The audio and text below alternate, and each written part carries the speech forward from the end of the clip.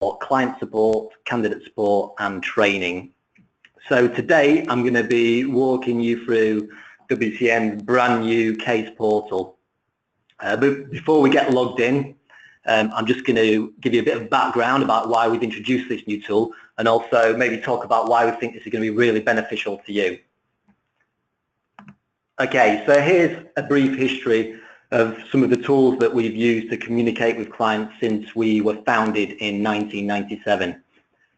So from 1997 to 2004, we generally received requests from clients by emails, and then we just receive them in our email inbox and then respond to them from there. So this wasn't really the most efficient way of working. It was hard to tell who was working on what request. It was hard to keep a track of the status of the request internally, and there was no way we could report on the type of request that we were receiving. So in 2005, just after I joined WCN, although I can't take any credit for this, we started using a piece of software called Request Tracker to manage all client support, candidate support, and internal requests. So this was a big improvement. Now when clients contacted us, they received an automatic ticket number. We could easily keep a track of the status of requests internally, and we had some basic reporting tools. But it wasn't perfect. Probably one of the main drawbacks was that there was no way no easy way for clients to keep a track of the requests that they'd logged. So fast forward to 2016, WCN started to use Sugar CRM to store client and prospect contact details. And then in September 2017, WCN started to use Sugar CRM for candidate support. And this was really successful. We found that we could deal with the candidate support requests much more efficiently, and we found that we were responding to candidates much quicker and able to resolve their queries much quicker as well. So last month, April 2018, WCN launched the case portal and started using Sugar CRM to manage all requests. Okay, so what is the WCN case portal? The WCN case portal is an online tool that supported users should use to interact with WCN. From the tool, you can raise all new cases, so you can raise your support requests, change requests, config push requests, and training requests. You can view the status of all cases submitted by your organization. So you won't just see the cases that you personally have submitted, you're going to be able to see all the cases that your colleagues have submitted as well. You're going to be able to view all communication attached to a case and add further notes, and you're going to be able to search for historic cases as well. Okay, what are the benefits of the portal to you? So first of all, it's a web-based mobile optimized tool that you can access from anywhere on the go. It's going to be really easy for you to track the status of your requests, and as well as that, you will receive an email update every time your case is updated. There's a really good search tool that allows you to access historic cases. So from the point that the portal went live, you're going to have access to all the cases that have been submitted from them. So you can go back and view how previous cases were resolved. And finally, it's a really kind of super intuitive tool.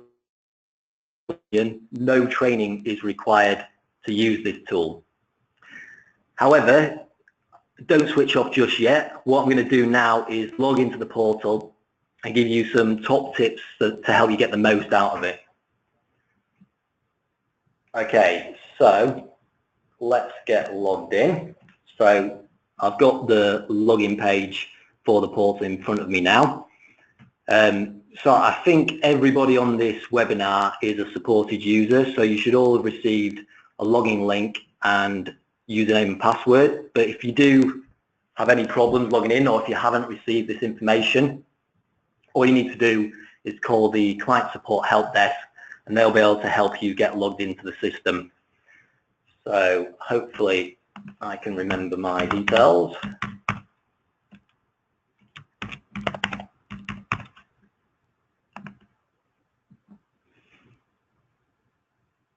Okay, great. So I am now logged into the new portal.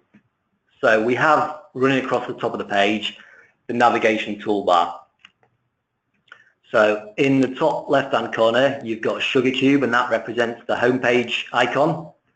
Then you have a cases drop-down, and that's going to show you the 3 cases that you've viewed most recently. So that's a really good way of getting back to a previous case. And then in the top right-hand corner, you have a search box. So you can use this to find specific cases. So you can either type in the ID number of the case, or if you're not sure of the ID number, you can type in keywords from the case's subject. So if I type in interview, it will search for all the cases whose subject starts with the word interview. Okay, so it's saying there's no results found.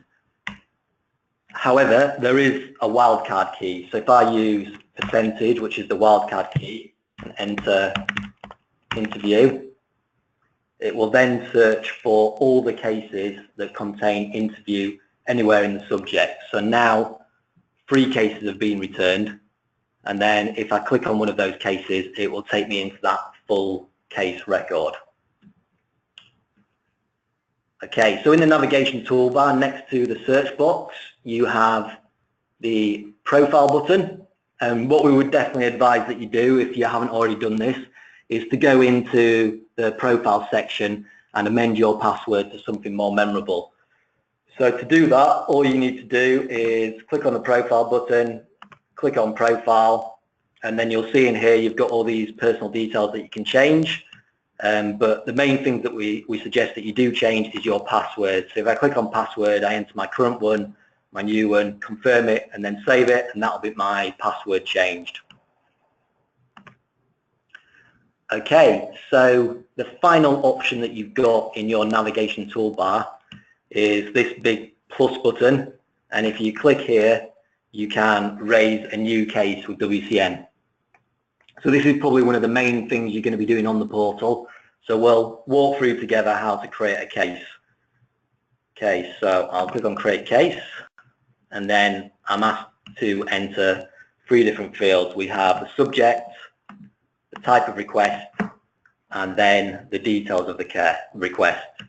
So first of all, with the subject, we recommend that you enter something quite descriptive in the subject. And this is because when you or your colleagues are looking at a list of cases, you're going to want to be able to tell what the case relates to, and you'll be able to tell that from the subject. And also, as we mentioned earlier, you can search for cases against the subject. So you want to enter a description in the subject that makes it easy to find. Then we have the type of request. So it's important that you select the correct type, because this defines which team within WCN the request is going to go to. So if you select the wrong type, then it might slow down us getting a resolution to your query. So there are 4 main types of requests. You have support request. So you would use that if you need advice with the system, or if you want us to investigate a potential error. You have change request. So you'd use that if you would like WCN to investigate making a potential change with your system. So if you select change request, an extra field appears which is reason for change, and basically what we're asking you to do there is to describe the problem that you're trying to solve, and then an analyst will review that and then suggest the best solution that we can come up with, and we'll provide you with a quote for that change.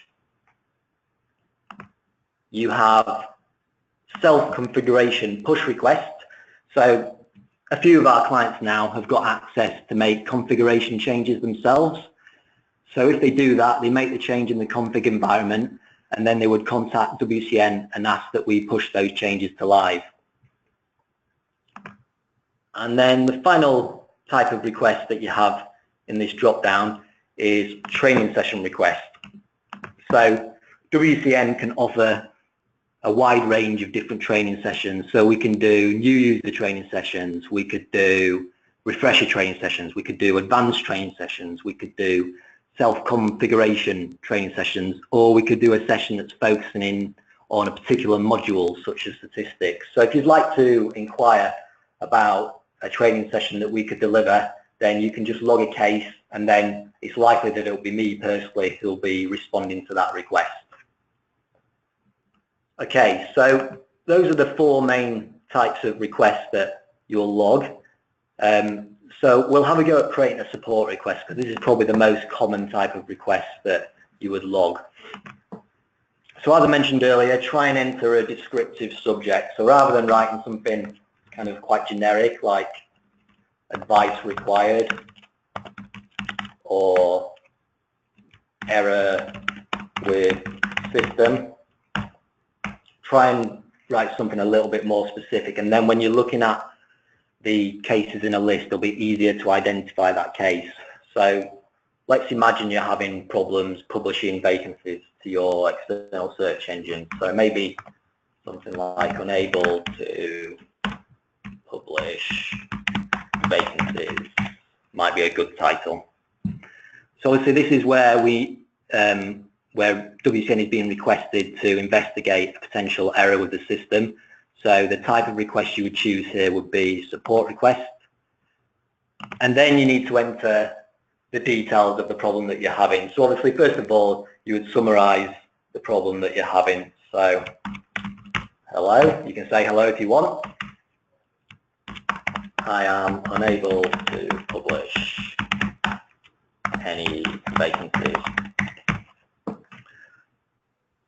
So there's kind of 4 things that we'd encourage you to do that will help us to deal with requests efficiently, and maybe we'll avoid some back and forth as well. So first of all, if you're logging a request like this, where possible, try and provide specific examples of where you're having the problem. So in this case, you'd want to maybe provide the example of a vacancy you've tried to publish and unable to.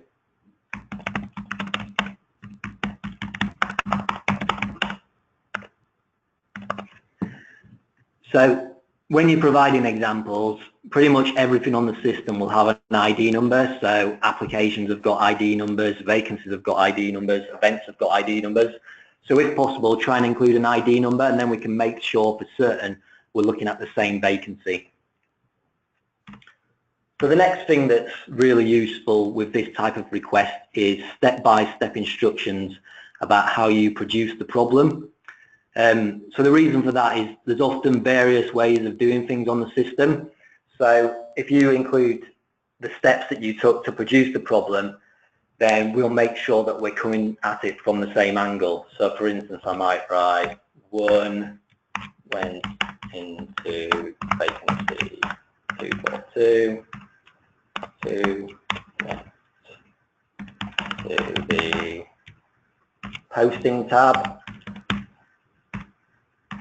3 clicked on create, results, nothing happened. Okay, so those step-by-step instructions will just help us to make sure that we are looking on the right part of the system. So the next tip that I'd have is, if this is like a high priority request, or if there's a particular deadline when you need us to get back to you by, please do include that in the request, and then we'll do our very best to kind of meet that requirement. So for instance, with this one, I might write, this is, or we have various high profile vacancies that we need to publish today. So we really need this resolved today. Okay, and that will just help us to prioritize it internally. Obviously, we will try and prioritize it internally anyway, but it might not always be completely obvious to us what the impact of the issue is. So that will be helpful as well. The final tip that we have is, you may want some of your colleagues to be kept up to date on how this request is progressing. So whenever we respond to or update a case, we add a note to it, and that will send a copy of the note via email to the person who requested this. However, if you want any of your colleagues to receive that note as well, you can just include it in the details section. And then we will add those people as contacts to the case. So for instance, I could say, please include my colleague Gary Jones on communication with regards to this. Okay, so we are now ready to submit our case. So we've entered a subject, we've made it quite descriptive, we've selected the correct type, we've summarised the problem we've we've provided a specific example, we've provided the steps to reproduce the problem, we've said that it's a high priority, we've also requested that one of our colleagues is kept in the loop on this as well. So there is one other thing that is really useful to provide where appropriate, and that is screenshots and supporting documents. So this is possibly the only thing on the system which I wouldn't say is completely intuitive. The option to attach documents is not on this page. However, you get that option once you've submitted the case. So if I click on Save Now, it's going to add the case automatically into our CRM. An ID number will be assigned to the case, and then a link appears on the page where we can go directly into that case. So this is the submitted case. So it's got an ID number, we can see the details we've provided, and if we scroll down, there's the option to add a note to the case as well. So for instance, if you had further information that you've discovered about this case, you might add it via the Add Note tool, or if we ask further questions, then you'd click on Add Note and add it there as well. So if you wanted to provide some supporting documents, such as an attachment, you just click Add Note. You can add a subject for the attachment, give a description.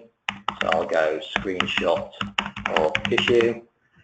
And then you can click Choose File and attach any documents from your computer. So I'll go Choose File.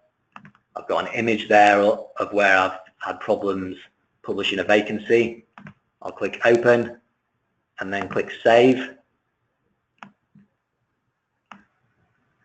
Just a second. And that will upload that document to the case, and the WCN team will be able to see that from within the CRM. So there you can go, you can see that document now being attached to the case. Okay, so that's how you raise a case. So what we're going to look at now is how you can view the cases you've submitted or your colleagues have submitted, and how you could go in and view the full details. So if I return to the home page by clicking on the home page symbol, we will see below the navigation toolbar you've got a table that shows the 5 cases that were modified most recently. If you want to see more cases, you just click on the More Cases link at the bottom, and then it will load a further 5 cases. If you're having trouble finding your case in the list, then you can use the Refine List option at the top. So this works exactly the same as the search box in the top right-hand corner. So I could enter the ID number of the case, or I could enter a keyword from the case's subject,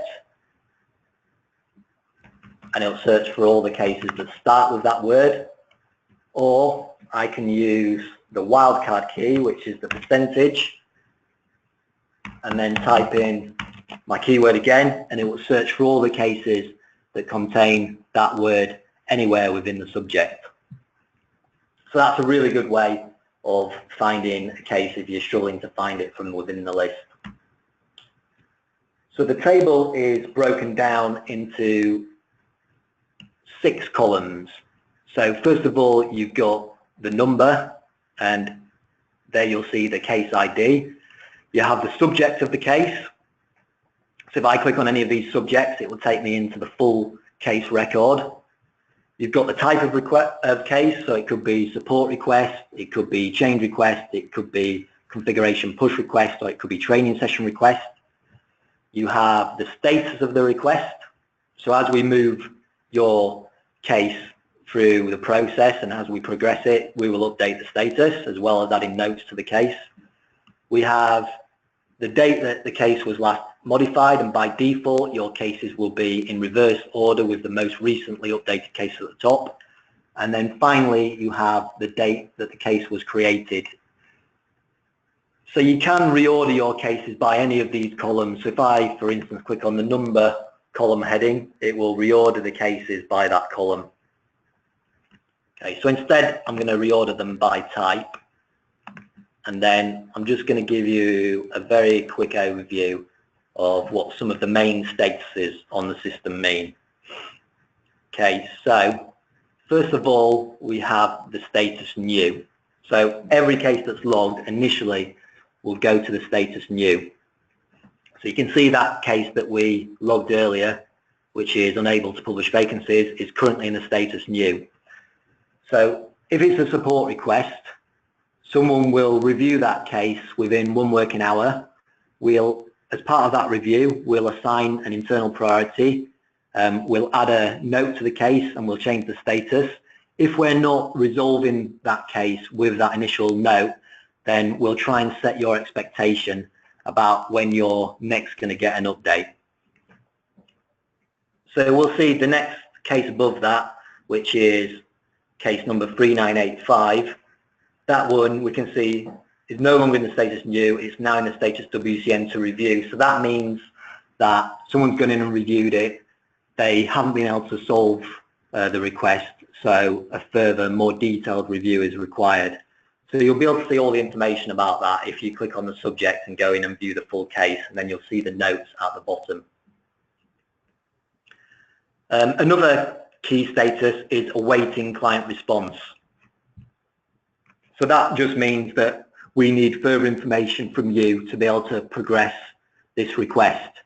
So if you click on the subject, you can go in, view the note, and then you'll be able to see what's been requested, but you'll also have received an email copy of the information that we require. And then another key status is resolved. So if we feel that we have, with our response, been able to resolve the request, then we will, if we're pretty sure that that is closed, we will move it to the status resolved. However, if you look at that and you don't agree that it's resolved, or if you've got any further questions, all you need to do is go into the case, add a note to it, and that will reopen the case. Okay, so those are really your key support request statuses. I'm just going to talk a little bit about some of the change request statuses as well. So if you log a change request, it will get routed to your change request team, and then what will happen is an analyst will review it and they will provide you with an estimate. So once they've provided with an estimate, you'll receive that via email, and the status will be moved to client to approve cost, and then you just need to go into the portal, review the solution that we provided, and then say whether or not you approve the cost. If you do approve the solution on the cost, we'll then schedule it to be actioned, and then once it's been actioned, it will go to our QC team to test. If they approve the change and see that it meets the requirements of the initial request, then they will move the case to client to test, and you'll receive an automated email requesting that you go and test that the changes meet your requirements. So that's the process flow that every change request will go through. So it'll get estimated, we'll provide you with a cost, we'll ask you to approve the cost. Once we've made the change, our QC team will always test it, then the QC team will test it to you, the client, to do the final test. So those are some of the main statuses. There are other statuses on the system, but hopefully they're all pretty self-explanatory. So what we'll do now is just go into one of these cases and we'll just look at how you can view the notes that have been attached to the case. So we've got this one here, which is in the status awaiting client response. So let's go in and see what information has been requested. So if I click on the subject, I'm taken in to the full case record. We can see the type of request, its current status, the details that were originally provided when the case was logged, the date it was created and who created it, and the date it was last modified. And then below that, you can see all the notes that have been added to the case, and these will be in reverse order. So the most recent note will appear at the top. So if I click on the note title or the eye icon, I can go through the notes, and there is a really handy toggle tool in the top right hand corner. You'll see the note displayed when you click on it in the top right hand corner, and then you can toggle through the notes just by clicking on the arrow. So looking at the notes, you've got the subject of the note, the description, and then if there's an attachment, you'll see that there. And then where it says date note created, it also tells you who added this note as well. So where it says Ian Cox there, that means that a WCN user has gone in and added that note. If it was a note that was added by the portal, it will say added by client. So what's being requested here, it says, I'm struggling to find this candidate, what's their ID number? So to respond to that, all you need to do is click on the add note button. You can amend the subject. By default it'll just say update, but you can put a different subject in, and then you can add the description for your response. So I'll just say hello, try 555. Thanks, Ian. And if you wanted to as well, you could upload an attachment as well. So I could upload a screenshot of candidate 555. Okay, so I'll just click save, and that is my note added. Okay, so that was really everything I wanted to show you on the portal today, but I'll just do a really quick recap. So I'll return to the home page. So you've got your navigation toolbar across the top of the page. You've got the cases drop down, that shows you your 3 most recently viewed cases. You've got your search toolbox.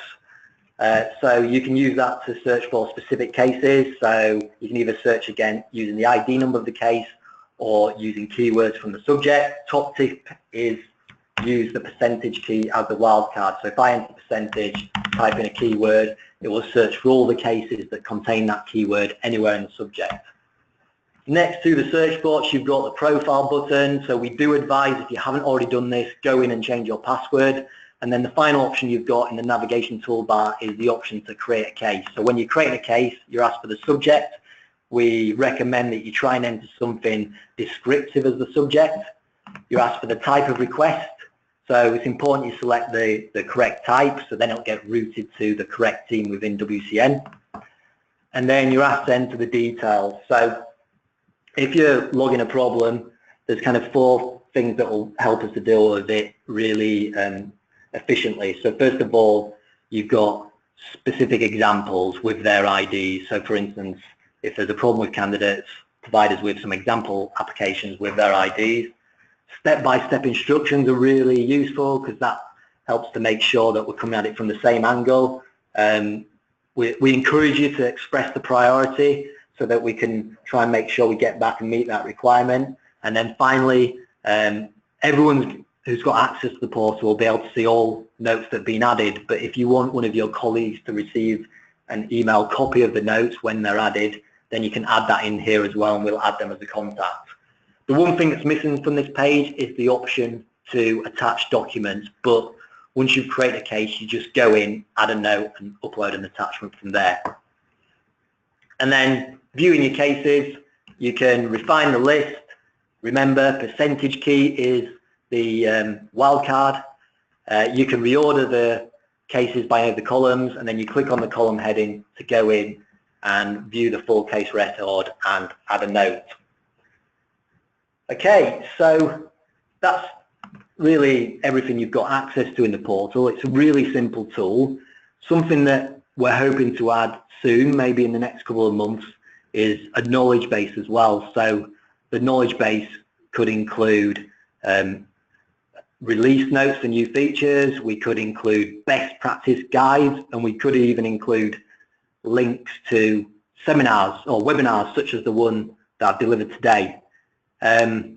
Just one final thing before I finish today's session and hand back over to Joe, and that's what I just wanted to have a quick chat about, the concept of supported users. So Every client has an allowance for the number of supported users they're permitted to have, and those supported users are given access to the portal, and all requests to WCN should come through those supported users.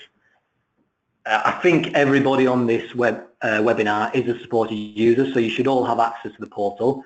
If you wanted to request any changes to the supported user list, then all you need to do is just add a support request and request that change, and there's no limit to how many changes you can request. So if you're going to be going on holiday and you'd like one of your colleagues to cover you while you're away, you can request that your portal account is switched to them for the duration of your break, and then we can just switch it back when you return.